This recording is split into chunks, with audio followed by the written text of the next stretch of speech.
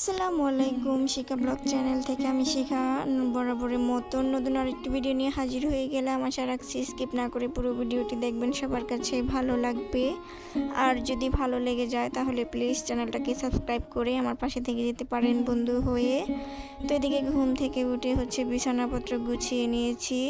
তো এখন আবার তেমন শীত না, কিন্তু রাত্রিবেলা একটু শীত পড়ে, তো যার কারণে এখানে দুইটা কাঁথা বাচ্চাদের আর আমাদের জন্য। তো ল্যাপটা উঠিয়ে রেখে দিয়েছি আর কাঁথা বের করে নিয়েছি। তো যাই হোক, এদিকে চাচি শাশুড়ি এসে লাউ শাক দিয়ে গিয়েছে। তো এগুলা এখন কাটতেছি আর কেটে রেখে দেবো। আর আজকে রান্না করব না, অন্য আরেকদিন রান্না করব, কারণ আজকে অন্য কিছু রান্না করব তাই। আর লাউ শাকটা খেতে আমার কাছে অনেক বেশি ভালো লাগে, তো ছুটকি দিয়ে রান্না করে খেতে কিন্তু বেশি মজা লাগে। তো যাই হোক, এদিকে এখন রান্না করতে চলে আসছি বিকেলবেলা। তো এখন যেহেতু রোজার দিন, তার কারণে বিকেলবেলায় রান্না বাড়া করি। আর সব কিছু সেরে গোসল টোসল করে তারপরে আর কি রান্না করতে যাই।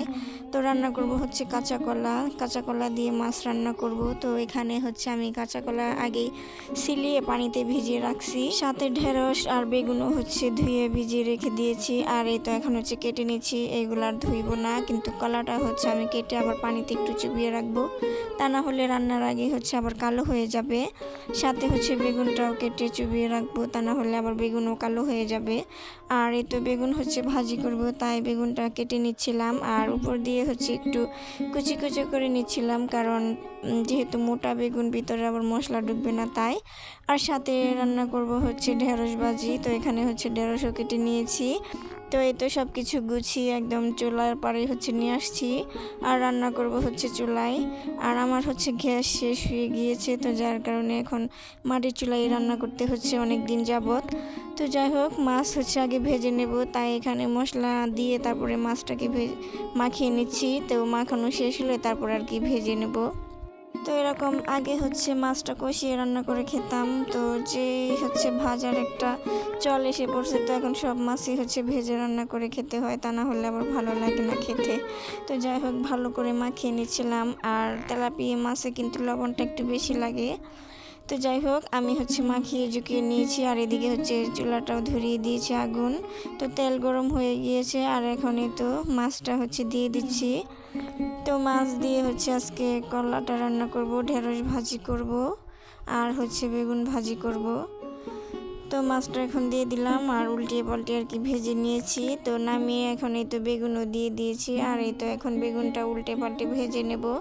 তো বেগুন ভাজা খেতে কার ভালো লাগে, আমার কাছে তো অনেক বেশি ভালো লাগে। আর বেগুন ভেজে ভর্তা করে খেতেও কিন্তু অনেক বেশি মজা লাগে। তো যাই হোক, বেগুন ভাজা নামিয়ে তারপরে মশলা কষিয়ে নিয়েছি মাছ রান্না করার জন্য।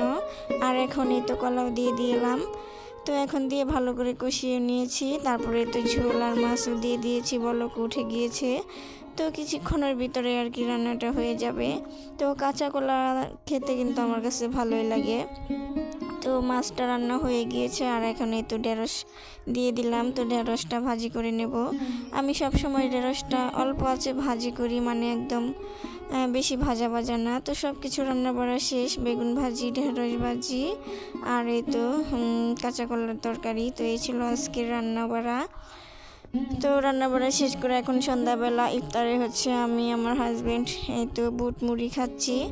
আর মেয়েরা ওইদিকে অন্য কিছু ফল টল খাচ্ছে, ওরা আবার এগুলা খেতে চায় না। তো যাই হোক, আজকের মতো এই পর্যন্ত, সবাই ভালো থাকবেন, আল্লাহ।